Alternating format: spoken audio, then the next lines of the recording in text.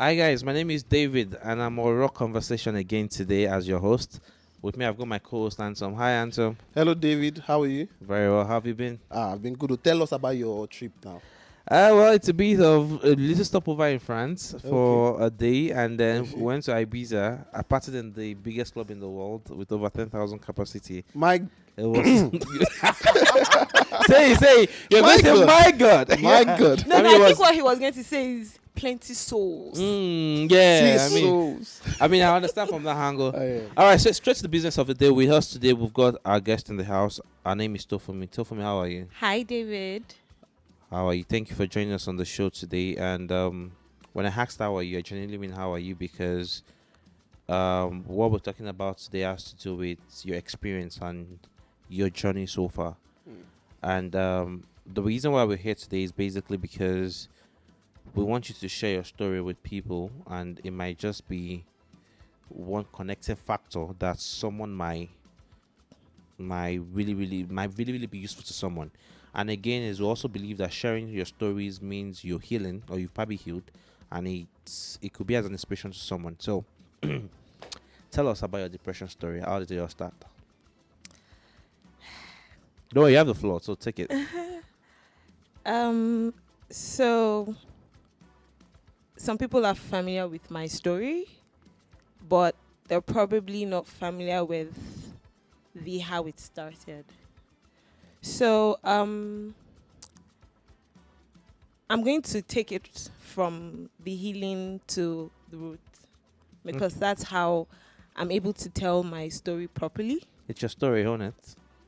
So when I was in SS2, I started experiencing what people term as mood swings. So, you know how it is when you go from this mood to another, and you can't really tell that this is how it goes. It's like a thing with your emotions. This is a thing with your output. This is a thing with your relationship with other people. So anyone that knows me now thinks Tofumi has a tough outlook. You think I have the, let me give the nickname my friends give me, the Agbero lifestyle. Well, we all know that. Anton, what do you think? We know you have the Agbero lifestyle anyways, but go on. But I like to correct the impression. I'm not the strongest woman in the world. I'm not the strongest woman in the room. I'm a woman whose bands have been forged with pain. I was bullied in school. I was abused at a very young age. And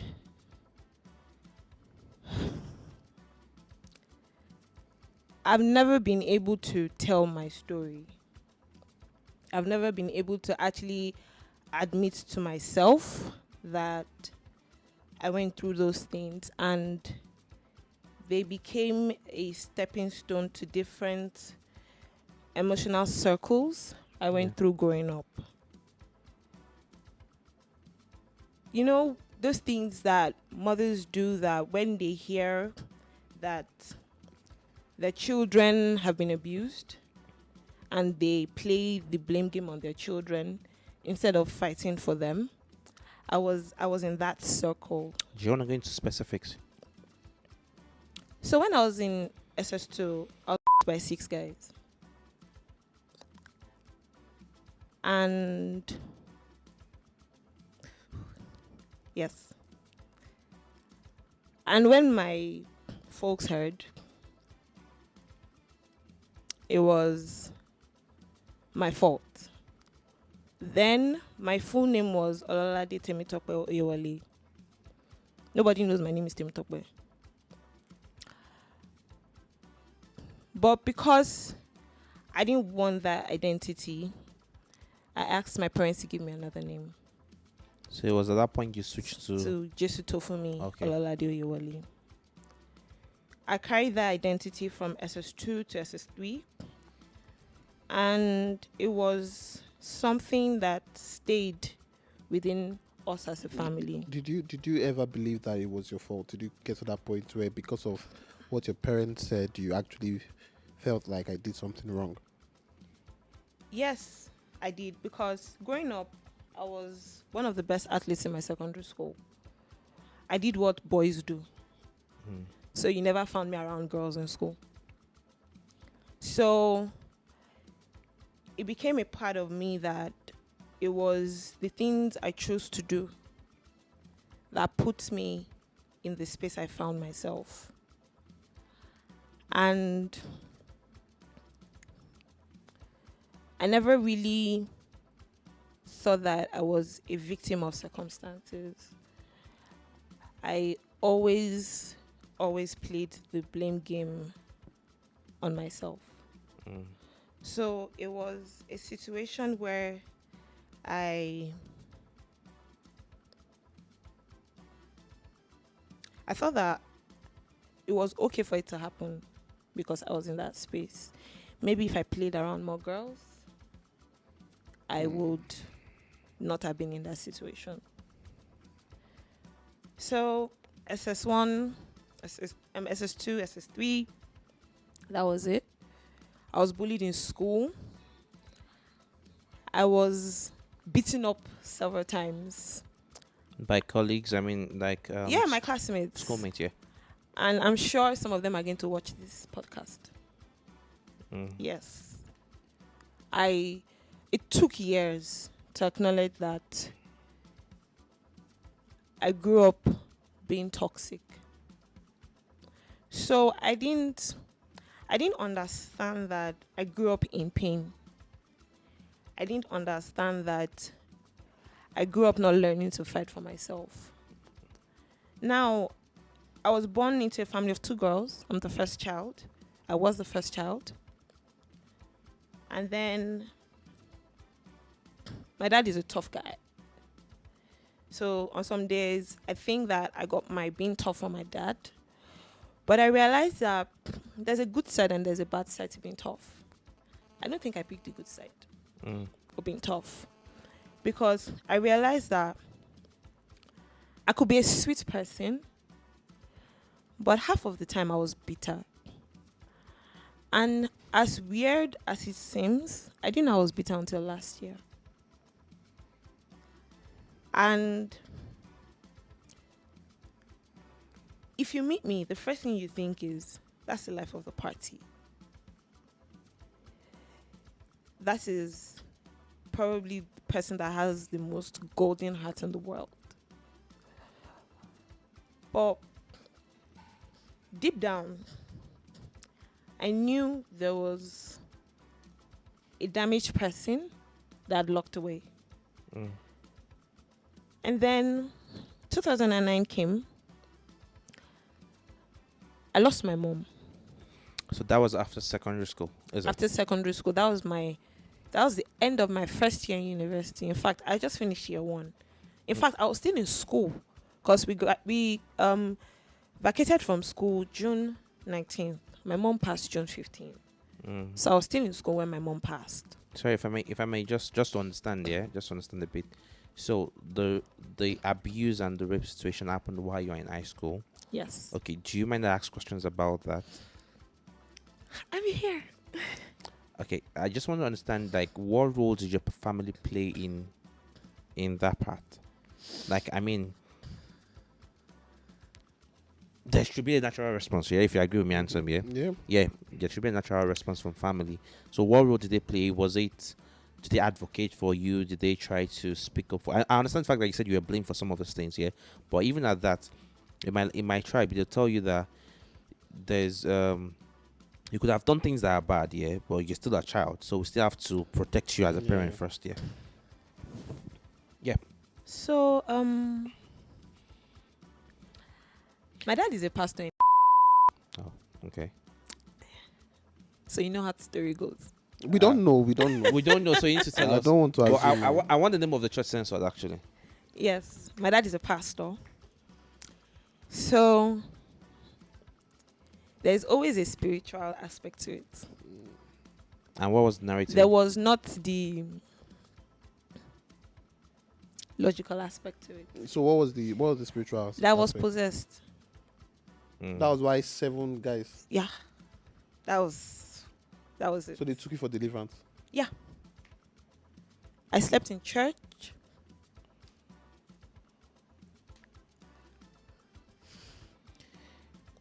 This is supposed to be a one session conversation, but I'm tempted to say it on camera. We're gonna make this 2 parts. So we'll have this first part, we'll end it, and then we'll come back again and record another part.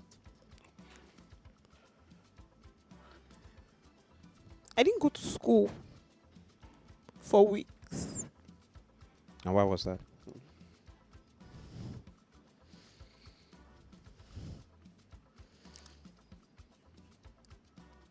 Take your time. It's alright. Whenever Take your you're time. ready.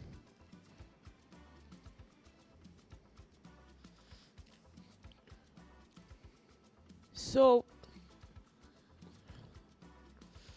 they thought that depriving me of the things a child would naturally crave for Mm. would make me change. I don't know what I was supposed to do. I was one of the most brilliant people growing up. I was never second in class. But from SS1, I don't even know how I graduated from secondary school. Because I struggled.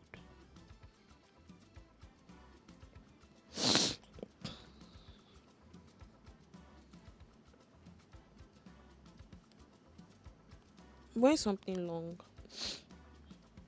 So I have marks. Max from what? Oh, my dad beats me. For the incident.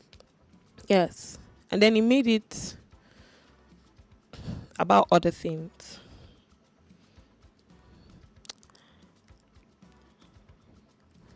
I remember the first time I stopped going to school.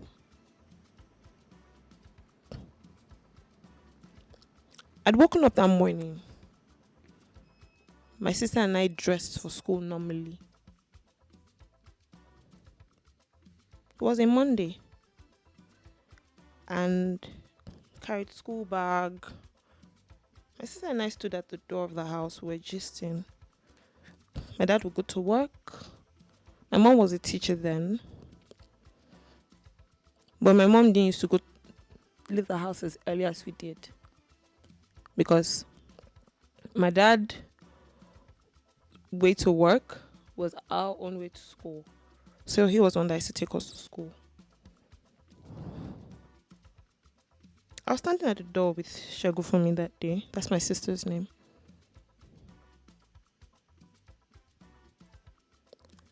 And my dad got to the door. He was holding his suit.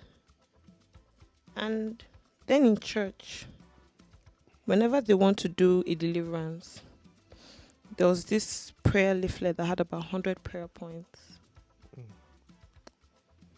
My dad handed it to me. He said, sit down and start praying. You don't deserve to go to school.